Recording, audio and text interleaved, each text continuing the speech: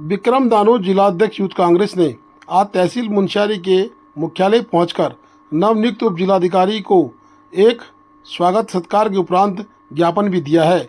उन्होंने कहा कि मल्ला जवार हिलकोट में ट्रॉली टूटने से घायल व्यक्तियों को मुआवजा देने और आपदा प्रभावित गांव में मोटर मार्ग खोलने के लिए मशीन उपलब्ध कराने, बदाल टावरों को ठीक कर नेटवर्क को सुचारू करने की मांग के साथ साथ उन्होंने कहा कि बिजली के खंभे भी कहीं न कहीं गिरने की स्थिति में हैं, उन्हें भी तत्काल ठीक किया जाए, अन्यथा एक बड़ा हादसा हो सकता है। उधर ला उधर पोलो होती जाना पूर्व ये बता पूर्व你怎么没还मेरे ब्लॉग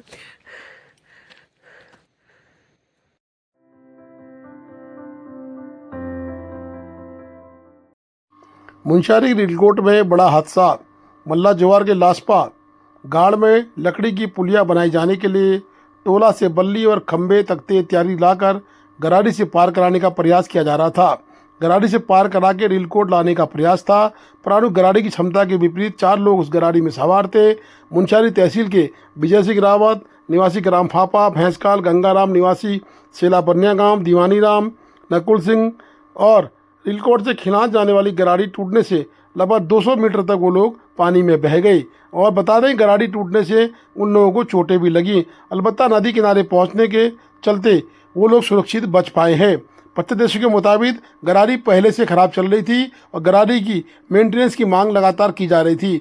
लोगों को आंशिक चोटें जरूर आई हैं, परंतु जान माल की सुरक्षा हो गई है। इस तरह की गराड़ी पीडब्ल्यूडी के द्वारा बना के छोड़ दी जाती है और उनकी प्रतिवर्ष मेंटेनेंस भी नहीं की जाती है। जब तक ग्रामीण अगर मेंटेनेंस का ज्ञापन नहीं देते हैं, तब तक इन गरारियों की कोई मेंटेनेंस नहीं की जाती है और इन गरारियों की भार ढोने की क्षमता भी एक प्रकार से निश्चित नहीं की जाती है, जिससे ये बहुत बड़ा हादसा हुआ और इस हादसे में 4 लोगों की जान जाते जाते बची है।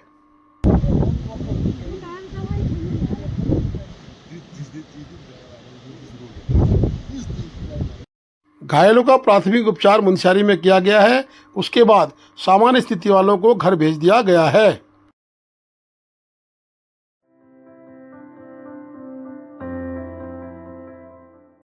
कोतवाली धारचूला पुलिस ने आबकारी अधिनियम के संबंधित 3 मामलों में जब्त अवैध शराब नष्ट की। बता दें कि एसएचओ कोतवाल द्वारा बताया गया कि पुलिस टीम ने आबकारी अधिनियम से संबंधित 3 मुकदमों से संबंधित 27 लीटर अवैध कच्ची शराब, 14 बोतल अवैध अंग्रेजी शराब व 1 बोतल अवैध बियर माननीय न्यायालय धारचूला के आदेश पर नष्ट की है। इस कार्रवाई में पर्यावरण संरक्षण को ध्यान में रखा गया है। यह कदम कानून व्यवस्था को मजबूत करने और न्यायालय के आदेशों का अनुपालन सुनिश्चित करने के उद्देश्य से उठाया गया है। इस कार्रवाई में माननीय न्यायालय के न्यायाधीश नवीन राणा भी मौजूद थे। उनके दिशा निर्देश में उक्त कार्यक्रम विधि द्वारा निर्धारित प्रक्रियाओं के अनुसार किया गया है और आज जब्त शराब को नष्ट कर दिया गया है।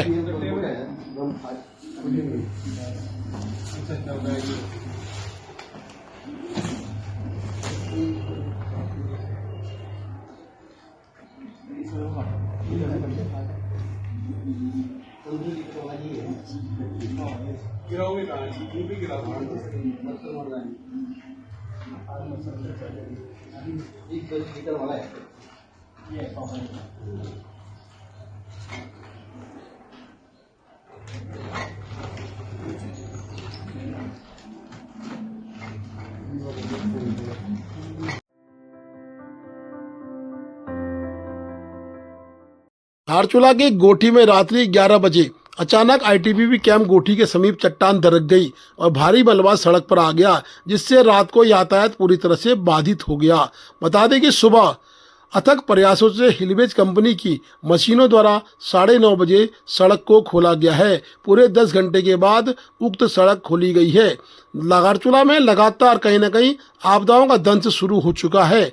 जैसे ही बरसात आती है, कहीं न कहीं धारचूला के लोगों को आपदा का डर सताने लग जाता है और इस तरह के अचानक बोल्डर पत्थर आने से कोई बड़ी दुर्घटना होने की संभावनाएं भी नहीं नकार सकते हैं।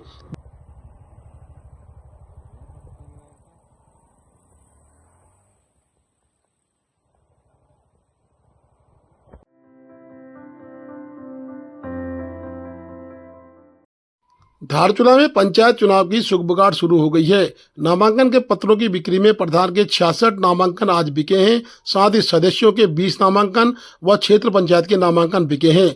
वहीं कहीं न कहीं दारमा के युवा मनोज नगन्याल ने कहा है कि दारमा में पोलिंग बूथ होना आवश्यक है। दोनों जगह अगर वोटिंग होगी तो मत प्रतिशत 100% रहेगा, अन्यथा नुकसान मत का हो सकता है। कल जिला निर्वाचन अधिकारी महोदय को कल मैंने ज्ञापन दिया। ज्ञापन में मैंने ये उसमें प्रार्थना पत्र में मैंने विषय में ये लिखा है कि वर्ष 2014 के भांति दोनों जगह क्या कहते हैं मतदान केंद्र बनवाया जाए, दारमा में भी और घाटी में भी। वर्ष 2014 में जब मैंने क्षेत्र पंचायत चुनाव लड़ा था तो उस वक्त 2 जगह बूथ बनवाया हम लोगों ने मानसून काल को देखते हुए। और जिला अधिकारी महोदय से मैंने विशेष निवेदन ये किया हूँ कि मानसून काल में कोआ घाट से लेकर तीदांग तक मोटर मार्ग पैदल मार्ग बुरी तरह क्षतिग्रस्त होता है। और हमारे जिला अधिकारी महोदय हमारे दारमा में 14 से रूबरू भी है, तो जिला अधिकारी महोदय ने तत्काल संज्ञान लिया। तो मैंने कहा कि साहब शासनादेश निकालो, उसके आधार पर आप लोग पोलिंग बूथ का अपना तैयारी करो दोनों जगह के लिए। फिर हमारा डेलीगेशन फिर बुधवार को फिर जाएंगे हम डीएम साहब के वहाँ, जिला अधिकारी के वहाँ। बुधवार को फिर दारमा वाले हम जाएंगे सब लोग अभी। तो इसमें यह है कि शासनादेश अगर डीएम साहब को मिल जाएगा तो उसमें सारा उसमें बिंदुवार है, मोटर मार्ग अवरुद्ध है, मानसून काल है और जॉन स्लेडिंग एरिया है। कोई अप्रिय घटना घटित हो जाएगा तो उसमें हम क्या करेंगे, प्रशासन क्या करेगा, हम क्या करेंगे। देखिए जो प्रत्याशी है उनके वोटर्स को हमको लेके जाना है, उनको लाना है। और निर्वाचन अधिकारी रिटर्निंग ऑफिसर कैसे जाएंगे, कैसे आएंगे। तो कल रात में गोठी में बहुत बड़ा बोल्डर गिरा है, कल ही रात में। या ऐसा स्लेडिंग वाला जॉन स्लेडिंग वाला एरिया हो सके तो प्रदेश सरकार को तो ऐसे हालत में चुनाव नहीं करने चाहिए था। हमने तो ये कहा था कि सितंबर के बाद करना करके कहा था। उस दिन 19 तारीख को मेरे द्वारा फिर राज्य निर्वाचन आयोग को मैंने प्रार्थना पत्र भेजा हूँ। तो इसमें डीएम साहब ने संज्ञान लिया, शासनादेश निकालने के लिए उनको जो स्टोन होता है उनको आदेश किया है। अब देखो बुधवार को हम जाएंगे, फिर हम कहेंगे कि दोनों जगह पोलिंग बूथ बनवाया जाए। अन्यथा अगर इस टाइप का बात अगर हमारा स्वीकार नहीं होगा तो फिर हम दारमा वाले शायद चुनाव बहिष्कार का हम लोग अग्रिम आगे हम लोग तैयारी करेंगे। धन्यवाद।